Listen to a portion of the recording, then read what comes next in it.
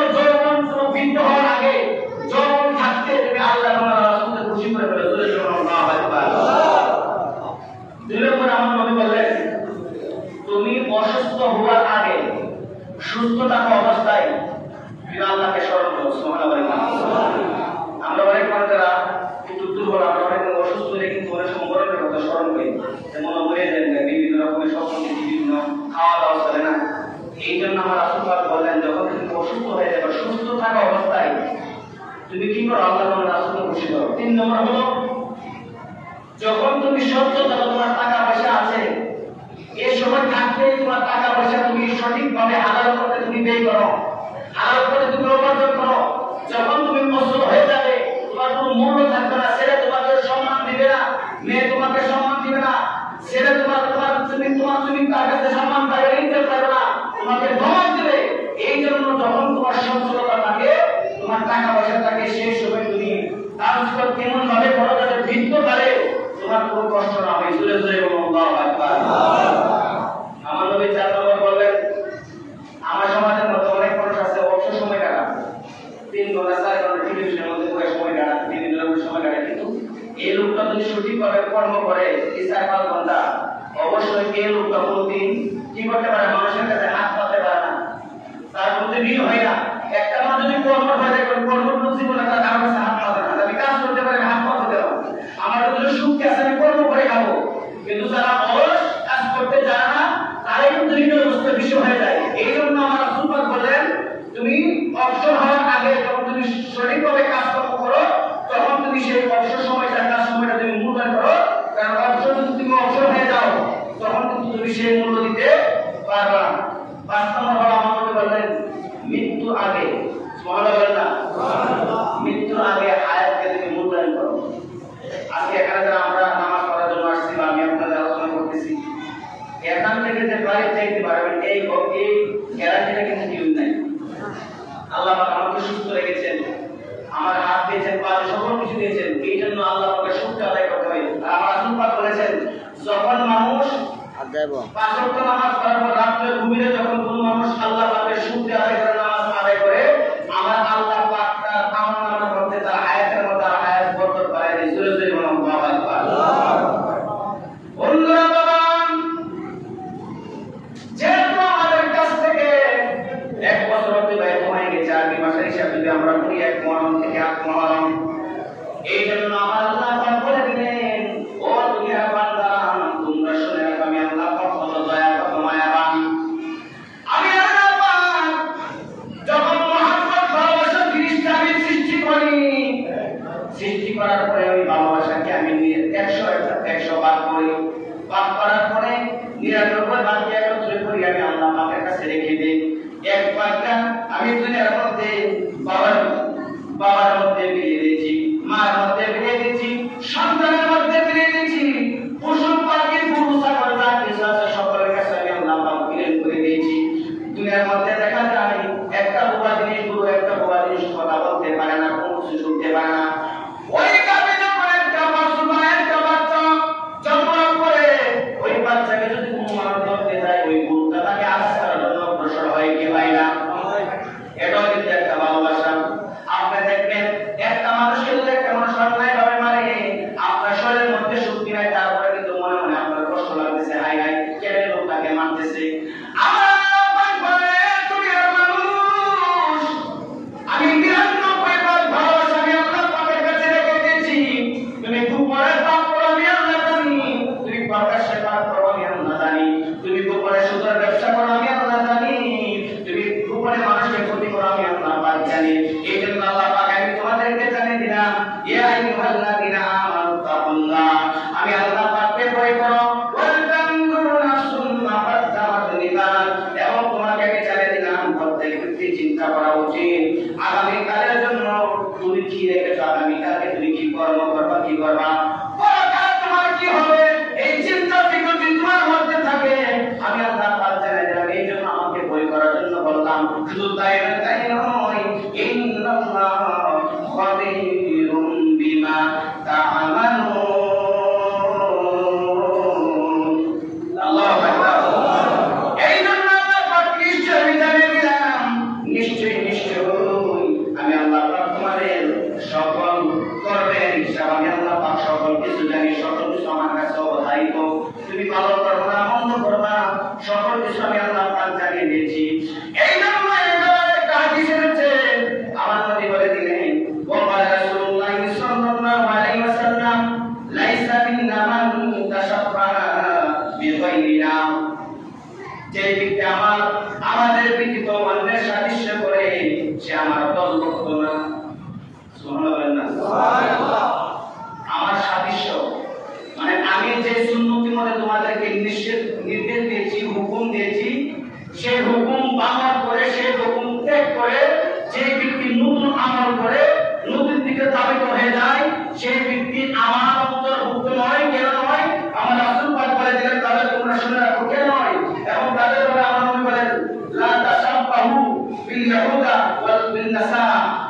সেই ব্যক্তি ইহুদি এবং নাসারাদের সাদৃশ্য করে আল্লাহু আকবার। আর যে ব্যক্তি আমি রাসূল পাকের অনুসরণ করার মধ্যে চলে সেই ব্যক্তি আমার দল, আর সেই ব্যক্তির কথাই আল্লাহ পাক রাসূল সাল্লাল্লাহু আলাইহি ওয়াসাল্লাম। এখানে একটা হাদিস রাসূল পাক বলেছেন, এবং আরেকটা হাদিস বললেন যে আমরা জানি রাসূল সাল্লাল্লাহু আলাইহি ওয়াসাল্লাম রমজান মাসের পর সর্বোত্তম মাস হলো মুহররম মাস, উত্তম মাস। এই মাসে যে ব্যক্তি নফল রোজা ইবাদত বন্দি করবে আমার আল্লাহ পাক এক বছর গুনাহ খাতা সবকিছু মাফ করে দেবে। জোরে জোরে আল্লাহু আকবার। কারণ শুধু তাই নয়, আর ফরজ নামাজের পর সর্বোত্তম নামাজ হলো রাত্রিকালীন নামাজ, যেটা আমরা তাহাজ্জুদের নামাজ বলি। এই তাহাজ্জুদের নামাজ কিন্তু আমার নবীর উপর ফরজ ছিল।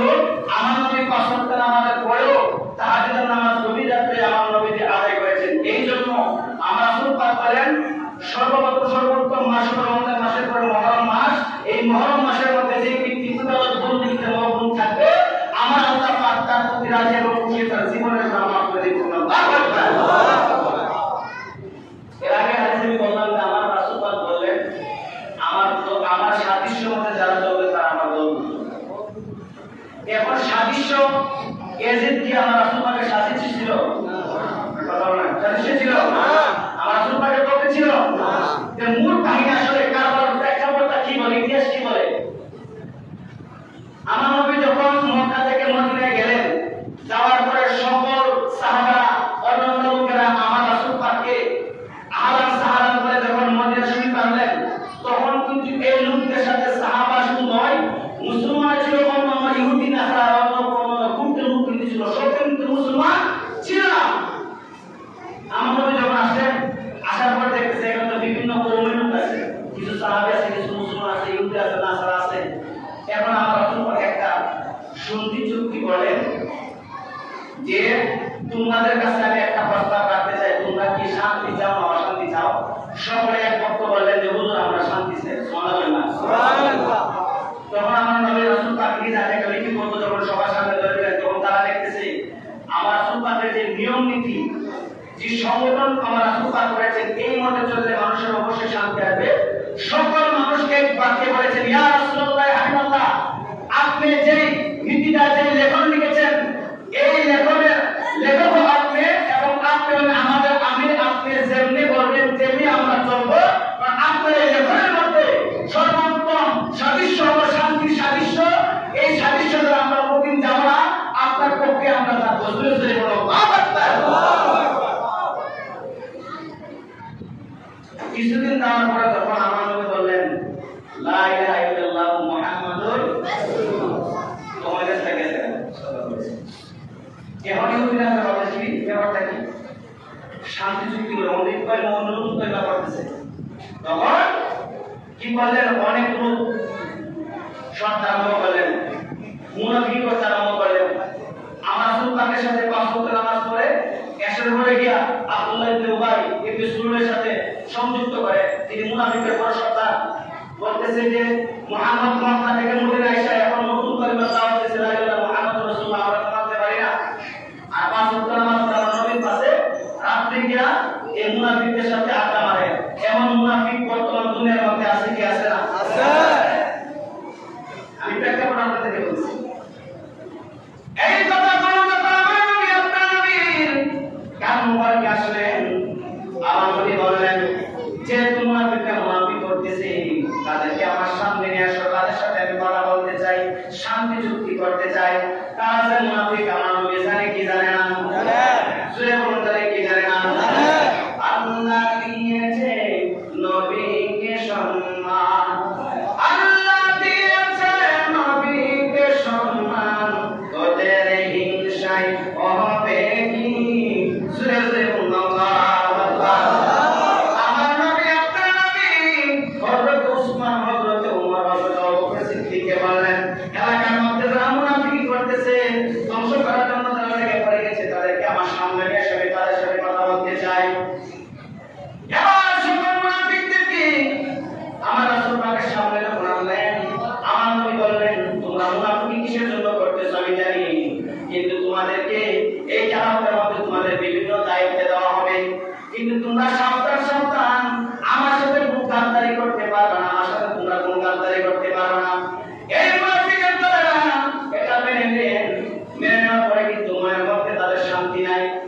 মক্কা থেকে মদিনা আসলো মুহাম্মদ, মদিনা তার জন্মগ্রহণ সে করে নাই, মক্কা করতে জন্মগ্রহণ করেছে।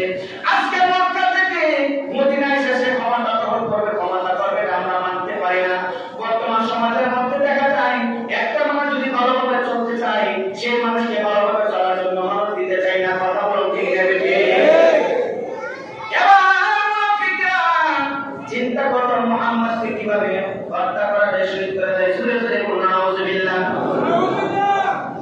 এবার মুনাফিকরা মসজিদ বানাইছে। কি বানাইছে? মসজিদ বানাইছে। আসলে হুজুর আমরা তো আপনার কথা বলি অনেক আমাদের রহমাতুল্লাহ আলামিন দেখবেন কোটি কোটি রসুলের লক্ষণ, বুঝলি কথাটা? কোটি কোটি কে লক্ষণ দেখবেন আমরা লাগাই ইমাম সাহেব ইসু আমরা যারা কিছু নাই পরে দেখবেন আমরা ক্ষতি করতেছে। ইমাম মানুষ আসেনি? আছে। হুজুর আমরা তো মসজিদ বানাইছি, আমরা তো ভালোবাসি, আমরা নামাজ দিয়ে পরে ইনশাআল্লাহ আমরা নামাজ ভাঙা খুব করে দিব। সুবহানাল্লাহ। আমার নবী ঠিক আছে মসজিদ বানাইছো আমি তো করব না। আমার নবী লড়া দিলেন এই মত আল্লাহ পাক বললেন হে বন্ধু আপনি ওই মসজিদে যায় না, যাওয়ার আগে আমি আল্লাহ আপনাকে জানাই দিলাম আপনার সকল সাহাবাদেরকে নিয়ে আগুনের মশাল নিয়ে যান ওই মসজিদকে নিয়ে করার জন্য। আমার নবী বললেন মসজিদ করব কেন?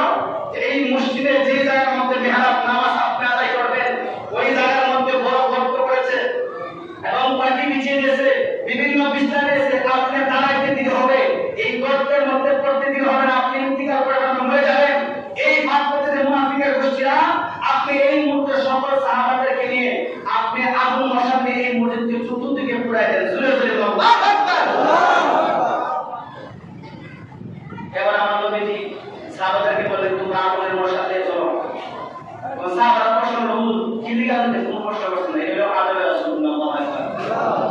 আমরা কি মাসে বলতে কি করে আমরা কে লিখিতাম আসেনি কিছু রাসূল পাকের সাহাবারা কিন্তু যা বলে নাই।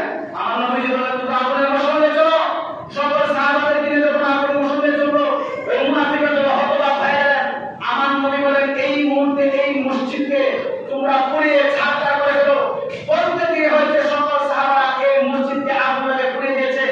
তখন সাহাবারা প্রশ্ন করলেন ইয়া রাসূলুল্লাহ ইয়া হাবিবাল্লাহ আপনার কাছে জিনিস জানতে চাই হুজুর আপনি কেন আগুন লাগিয়ে দিলেন এই মসজিদের মধ্যে?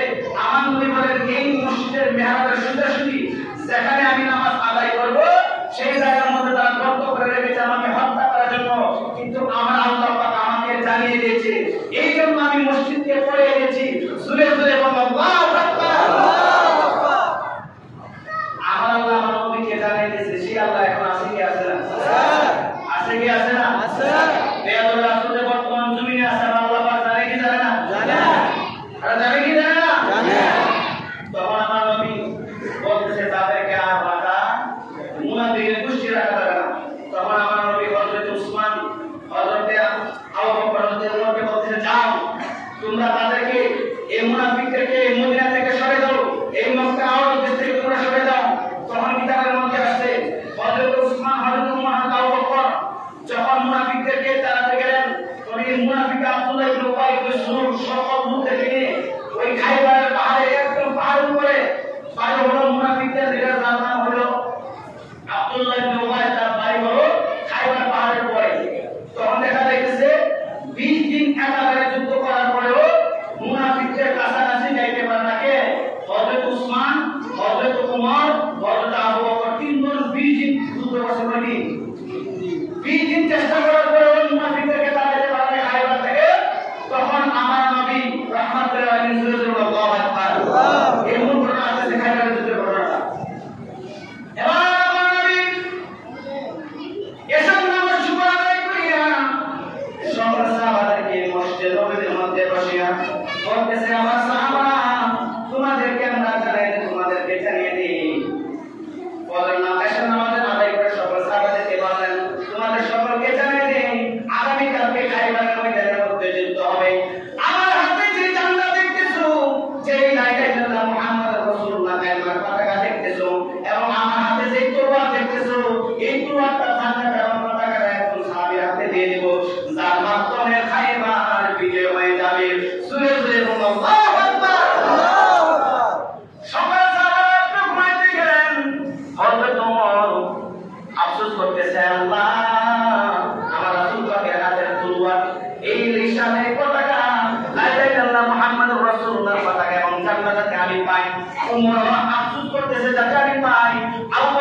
আফসোস করতেছে যে আমি ভাই ফজর নামাজটুকু আদায় করিয়া সকল সাহাবারা আমার রাসূল পাকের সামনে বসবেন আর মনে মনে অনেক আনন্দ। উমর ভাবতেছে আমাকে দিবে, উসমান ভাবতেছে আমাকে দিবে, আবু বকর ভাবতেছে খাইবার আমার হাতে বিজয় হবে। এই মুহূর্তে আমার নবী ডাকতে বলে সাহাবারা রে, ও সাহাবারা তোমরা সকলে আসছো কিন্তু আমার আলী তো আসে না। আল্লাহু আকবার। ও সাহাবারা আমার আলী কোথায়? সাহাবারা বলতেন ইয়া রাসূলুল্লাহ হাবিবাল্লাহ, হযরত আলী তো অসুস্থ, তার চোখের মধ্যে সমস্যা। যেটা আমাদের গ্রামে ভাষা বলা হয় চোখ না কোন সময় চোখের সমস্যা। তখন আমার নবী বলে চোখের সমস্যা, আলীকে আমার সামনে নিয়ে আসো। সাহাবারা খবর দিলেন ইয়া আলী, আপনাকে আমার নবী ডাকতেছেন। হযরত আলী রাদিয়াল্লাহু তাআলা চোখগুলো এসব বসে বসে আমার রাসূল পাকের সামনে আসলেন। তাকায় দেখতেছে আমার নবী তার চোখগুলো লাল হয়ে গেছে।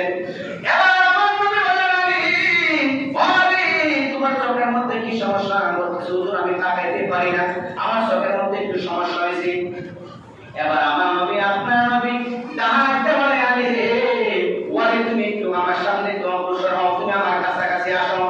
সকল সাহাবারা তাকায় আছে যে আলীর চোখের সমস্যা। আমার নবী আলীকে সামনাসামনি ডাকতেছে। যখন আমার নবী আপনার নবীর সামনে যখন আলী রাদিয়াল্লাহু তাআলা মাওলা আলী যখন গেলেন, আমার নবী বলতেন তোমার চোখের সমস্যা, তুমি আমার সামনে আসো। যখন আলী রাদিয়াল্লাহু তাআলা আমার নবীর সামনে গেলেন, আমার নবী ইনশাআল আনন্দে করে লালামাতুল মুবারক আইনা যখন আলীর চোখের মধ্যে লাগায় দিলেন, আলী ডাকতে বলে ইয়া রাসূলুল্লাহ হাবিবাল্লাহ নবী গো, আপনার থুতু মুবারক আমার চোখের মধ্যে লাগতে দেরি হয়েছে, আমার চক্ষুটা সুস্থ হইতে দেরি হয় নাই। আল্লাহু আকবার। ইয়া রাসূলুল্লাহ, আমার রাসূল পাকের থুতুর মধ্যে আছে কি আছে না? আছে কি আছে না? যখন লাগায় দিলেন, লাগানোর পর দেখতেছে চোখ একদম সুস্থ হয়ে গেলেন। তখন আমার নবী বললেন আলী, তোমার চোখ কেমন লাগতেছে? বলতেছে আগে চোখের শান্তি লাগতেছে। নাও এই তোমাকে তোমার হাতে আমি পতাকা দিয়ে দিলাম, জামলা দিয়ে দিলাম এবং তলোয়ার দিয়ে দিলাম। আজকে বিজয়, এই খাইবারের যুদ্ধে তুমি বিজয় হইবা, সেনাপতির মাধ্যমে তোমাকে সেনাপতি বানিয়ে দিলাম, তোমার মাধ্যমে খাইবার জয় হয়ে যাবে। জোরে জোরে আল্লাহু আকবার। যখন হযরত আলী রাদিয়াল্লাহু তাআলা সাহাবাদেরকে নিয়ে যখন এই খাইবারের যুদ্ধে অংশগ্রহণ করেন, করার পরে কাফেরের সামনে যখন বলেন, কাফের বলতেছে আলী তোমার কি মা বাপ নাই? সুবহানাল্লাহ বলেন না। আলী বলতেছেন আমার মা বাপ নাই। তোমার ছেলে সন্তান আছে নি? আছে। ছেলে সন্তান যখন আছে, তোমার কি মৃত্যু ভয় নাই? তো কেন? তুমি কেন তোমার বিবিকে তুমি বিধবা বানাই, তোমার সন্তানকে কেন ইতিম বানাইবা? তুমি জানো আমি কেমন একজন লোক, আমার সাথে 20 জন মানুষ যুদ্ধ করে পারবে না, আমি 20 জন মানুষকে মুহূর্তের মধ্যে খতম করে দেবো, আর তুমি আগে আসছো আমাকে আমার সাথে যুদ্ধ করার জন্য। এই কথা বলে যখন এই বেঈমান কাফের যখন হযরত আলী রাদিয়াল্লাহু তাআলাকে আঘাত করেন, আলী রাদিয়াল্লাহু তাআলার হাতের মধ্যে যে ডালা ছিল ভেঙে গেছে। এখন চিন্তা করেন, এখন যদি এই কাফের বেঈমান আমাকে আঘাত করে তাহলে আমি রক্তাক্ত হয়ে যাব। সাথে সাথে হযরত মাওলা আলীর কাছে ছিল বড় একটা রকমের গেট। এই গেট যখন আলী রাদিয়াল্লাহু তাআলা বাম হাতে যখন আলী দিয়েছে, তখন মুনাফিকরা টাকা নষ্ট হয়ে গেছে। সুবহানাল্লাহ বলেন না। যে আলী যে দরজাটা যে গেটটা কমপক্ষে 40 জন মানুষ লাগে এটা তুলতে, সে আলী একাও এই গেটটা তুলে দিয়েছে। সে তো সাধারণ আলী হতে পারে না। এই অবস্থা দেখার পরে তারপরে সে জনপ্রশাসন হয়েছে। মাওলা আলী এই জুলফিকার তলোয়ার যখন খুব দেওয়ার সাথে সাথে এই মুনাফিক বেঈমান বিপন্ন হয়ে গেছে। সাথে সাথে মাওলা আলী রাদিয়াল্লাহু তাআলার তলোয়ার এই খাইবারের প্রান্তের মধ্যে ভিজে হয়েছে, মাটির মধ্যে ভিজে হয়েছে। সেই মাটি থেকে একটা পানির নহর বের হয়ে গেছে। এখনো সেই পানি 1400 বছর পূর্বে এখনো এই পানি জনজীবন আসতেছে। খাইবারের চতুর্দিকের পানি লবণাক্ত, আর আলী রাদিয়াল্লাহু তাআলা একটু আর যে জায়গার মধ্যে ঢুকছে, এই জায়গা থেকে যে পানি বের হয় এটা হলো মিষ্টি। জোরে জোরে আল্লাহু আকবার। আরেকটা ইয়া রাসূলুল্লাহ, সেই আলী হলো আল্লাহর বাগ, আসাদুল্লাহ আল্লাহর বাগ। এমনি ভাবে যখন আলী খাইবার যুদ্ধ বিজয় করার পরে আমার নবী বলতেছে না তাদেরকে আর রাখা যাবে না। কোন সকল মুনাফিকরা নবীর কাছে বলতেছে হুজুর আপনার কাছে ক্ষমা চাই, আমরা এই খাইবার জায়গা আমরা বর্গা দিই, বড়টা আমরা বুঝে লই যে বসে অত মসজিদে বেড়ে দিন। আমার নবী তো জানে তাদের ঘটনা, আমরা রাসূল সুযোগ দিলেন। দেওয়ার পরে যখন বছর অতিবাহিত হয়, আমি প্রেক্ষাপট আপনাদেরকে বলতেছি, সামনের জন্য ইনশাআল্লাহ আলোচনা করব কাহিনী।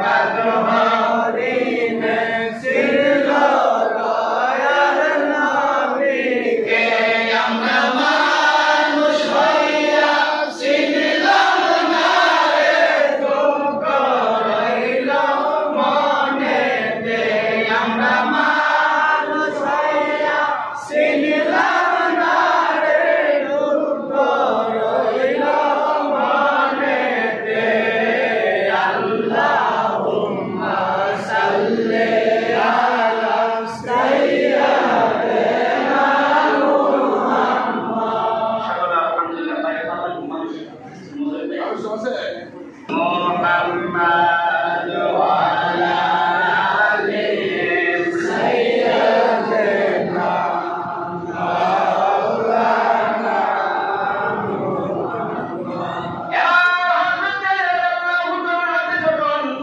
খাইবার বিজয় হয়ে গেল। মুনাফিকরা আমার রাসূল পাকের কাছে খাইবারের জন্য কিছু বর্গা চাইলেন। আমার নবী জানেন মুনাফিকরা অবশ্যই জায়গা থেকে তারা দ্রৌপদী হয়ে যাবে। আমার নবী তাদেরকে জায়গার বর্গা দিলেন। বর্গা দেওয়ার পরে যখন অতিবাহিত হয়ে গেল, যখন হযরত ওমর রাদিয়াল্লাহু তাআলা ছিলেন আব্দুল্লাহ ইবনে ওমর গেলেন তাদের কাছে বর্গার জিনিস আনার জন্য, তৈরি করার জন্য। তখন মুনাফিকের যারা হযরত ওমর রাদিয়াল্লাহু তাআলা ছিলেন আব্দুল্লাহ তার তার পাটা ভেঙে ফেললেন। হযরত আব্দুল্লাহ ইবনে ওমর রাদিয়াল্লাহু তাআলার সামনে দাঁড়ায়া বলতেছেন, মুনাফিকরা আসলে কাফের, তাদের ব্যতিক্রম। আমি গেলাম বর্গের আনার জন্য, আমাকে আঘাত করে আমার পাটা ভেঙে ফেলেছে। হযরত ওমর রাদিয়াল্লাহু তাআলা রাগান্বিত হয়ে গেলেন যে আমার ছেলেকে যেহেতু আঘাত করে ফেলেছে, তার পরবর্তীতে আমাকে হত্যা করে ফেলবে। চিন্তা করে ওমর রাদিয়াল্লাহু তাআলা রাগান্বিত হয়ে এবার যখন সকলে মিলে এই মুনাফিকদের দলকে যখন তারা মিলে দৌড়ানি দিলেন, দৌড়ানোর পরে তারা আরব সাগর পাড়ি দিয়ে একদম ইউরোপে চলে গেল। ইউরোপের উপরে নদীর উপরে চলে গেলেন। এবার মুনাফিকরা বলল, হে ওমর, হে উসমান, আবু বকর, তোমরা শুনে রাখো, তোমরা শুনে রাখো, আমাদেরকে তোমরা মদিনা থেকে, খাইবার থেকে তোমরা আমাদেরকে বিতাড়িত করে ফেলেছ। তোমরা শুনে রাখো, এরপর তার প্রতিশোধ একদিন না একদিন আমরা নেব। যাইতে সত্য বলতেছি, যাইতে যাইতে যাইতে যাইতে যখন দেখা যায়, কিন্তু এখন বর্তমানে দেখা যায় মক্কার মানুষ এই সৌরজগতের ভাষা অধিকাংশ কিন্তু ইউরোপের সাথে আমেরিকার সাথে সম্পর্কিত। কথা বলুন ঠিক না? মূলত কি জানেন? মূলত হইল আমেরিকা যে শাসকগুলো আছে, নাস্তিক আছে, তারা হলো সৌদি আরবের গর্দমাই। কথা বুঝে গিয়েছি? সৌদি আরবের গর্দমাই এই যে আপনার ফিলিস্তিনে এই যে মুসলমানদেরকে মারছে, তারা কিন্তু সৌদি আরবের কোনো কথাই বলে না, বলছে বলে নাই। কিন্তু ইরান কিন্তু এটা কিন্তু মানতে পারে না। তাদের মনের মধ্যে মানতে ছিল, তাকে বলেছিল তোমার কাম যে শোনায় আমার, তোমাকে আমি বলি তুমি এই যুদ্ধ তুমি বন্ধ করে ফেলো, তুমি তাদেরকে মেরো না, কারণ তোমার কি খাবারের প্রয়োজন না। তোমরা যদি যুদ্ধ করো তাহলে আমার আমেরিকা থেকে তোমাদেরকে খাবার দেওয়া হবে না। তখন ইরানের ভাষা বলেছিল, তুমি খাবারের বই কাকে দেখাও, আমরা আমার মুসলমান জাতি, তুমি খাবার পান করে দেখাইতে পারি। ইমাম হুসাইন কোনদিন বাচ্চাদের কাছে মাথা নত করে না। আমরা সেই জাতি, আমরা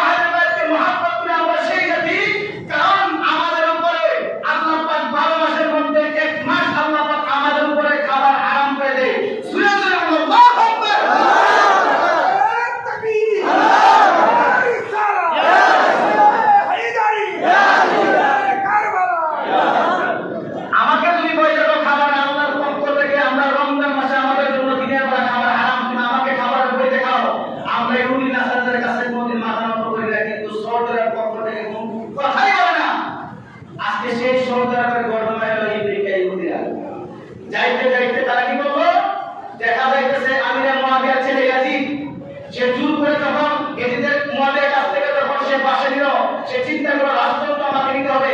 তখন এই ইয়াজিদকে সকল কিছু পড়াশোনা, সকল কিছু জ্ঞান দিয়েছিল ইহুদিরা। সুরে সুরে বলুন আলহামদুলিল্লাহ। তাকে দিয়ে জ্ঞান দিয়েছে যে যেহেতু তুমি পরিবারের বাসাতে তোমাকে কিছু জ্ঞান দেই, তুমি যদি এই সিংহাসনে থাকতে চাও, সর্বপ্রথম আমাদের রাষ্ট্রকে তোমার কঠোর করতে হবে। এবং মুসলিম শাসক যারা আছে তারা কঠোর যদি করতে পারো, আজীবন আবাদত পর্যন্ত তুমি বাদশাহী সিংহাসন থাকতে পারবে, রাজতন্ত্র করতে পারবে। এই ইয়াজিদ কিন্তু এই ষড়যন্ত্র করে ইহুদির মাধ্যমে ইমাম হুসাইন রাদিয়াল্লাহু তাআলাকে নির্মমভাবে কারবালার প্রান্তরের মধ্যে শহীদ করে ফেলে। কিন্তু বোঝা গেল সকল কিছুর মূলে কিন্তু ইহুদি, সকল মূল কি ইহুদি। কিন্তু আমার রাসূল পাঁচশো এই বলেছেন যে তোমরা শুনে রাখো, হাসান ও হুসাইন সাহাবারা জান না যে এই হাসান এবং হুসাইন বড় জান্নাতের সর্দার, কোটি কোটি যুবকদের সর্দার। শুধু সর্দার নয়, ইমাম হাসান এবং হুসাইন হলো বংশগতভাবে একদম গ্যারান্টি প্রাপ্ত, তারা হলো অরিজিনাল সৈয়দ বংশ। আল্লাহু আকবার। এবং ইমাম হাসান এবং হুসাইন থেকে কিয়ামত পর্যন্ত যত আওলাদ দুনিয়াতে আসবে তারা হলো অরিজিনাল সৈয়দ। আর যারা কোনো মানুষ অরিজিনাল সৈয়দ হতে পারে না, ইমাম হুসাইন এবং হাসান থেকে যারা যাবে তারা হলো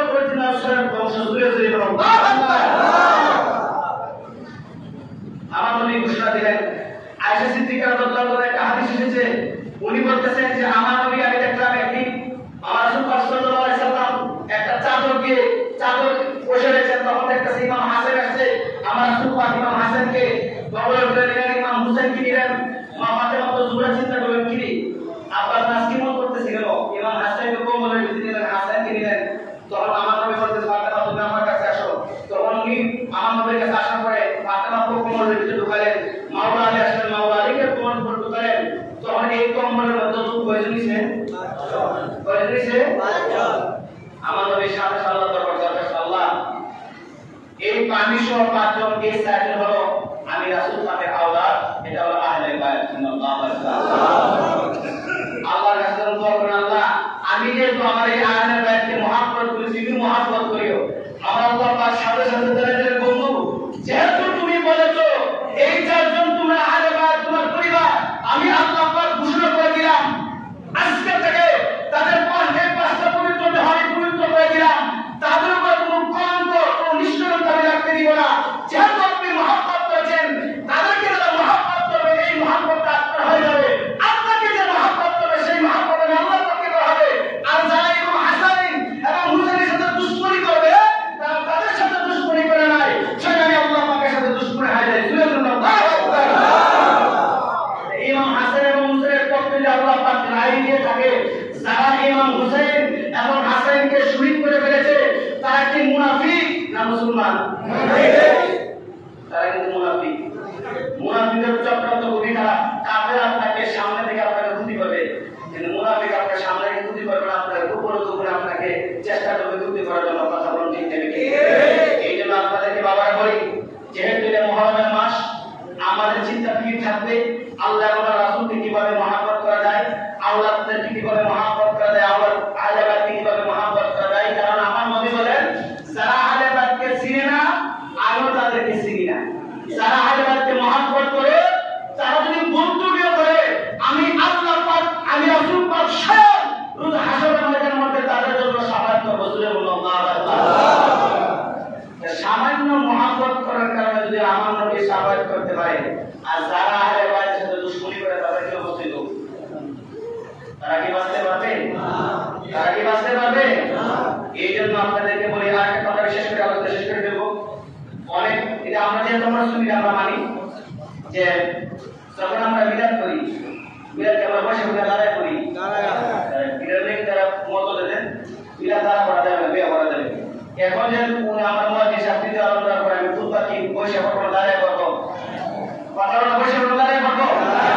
এই খুতবার মধ্যে আমার রাসূল পাকের আহলে বাইতের শান আছে কি আছে না? আছে কি আছে না? কখন দাঁড়া পড়া যায়, কখন কোনো বেলা হয় না, শুধু দাঁড়ায় কি আমাদের বেলা হয়ে যায়। নামাজ আলাদা আমরা দাঁড়ায় আরাম দেই, তখন রাসূল পাকের শান বলা হয়। প্রত্যেকটা জায়গার মধ্যে রাসূল পাকের শান বলা হয়, দাঁড়া দাঁড়া শান করতে হয়, মিলাদ করতে হয়, খুতবা করতে হয়। প্রত্যেকটা জায়গায় আহলে বাইতের মহব্বত আছে। মিলাদের মধ্যে চুলকানি থাকে, বোঝা গেল যে তখন কারবালার প্রান্তরে ঈদের মধ্যে সর্বপ্রথম নির্দিষ্ট কাজ যে আহলে বাইতের মহব্বত করা যাবে না, সম্মান করা যাবে না, তাদেরকে কতল করতে হবে। যে চিন্তা ফিকির তাদের এদের ভিতরে ছিল, এই চিন্তা ফিকির বর্তমানে ইহুদি নাসারাদের দ্বারা ওয়াহাবিদের ভিতরে আছে। কথা বলছি